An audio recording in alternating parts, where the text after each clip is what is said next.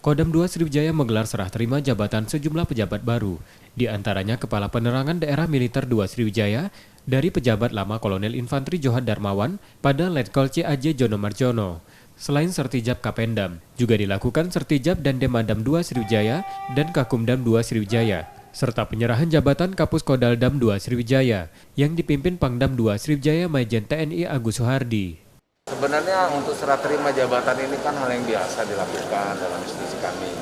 Tentunya tujuannya adalah memberikan pengalaman penugasan untuk objektif area, sehingga personil tersebut nantinya ke depan dia bisa menjenjang karirnya lebih baik.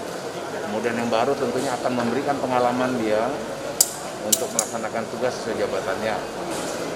Kemudian untuk penekannya tentunya saya berharap justru pertukaran jabatan ini memberikan nuansa kesegaran bagi dia untuk berinovasi, sehingga nantinya ke depan akan dia.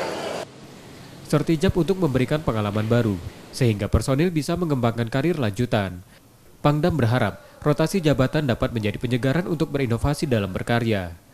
Rizky Nurmizan, Kompas TV, Palembang.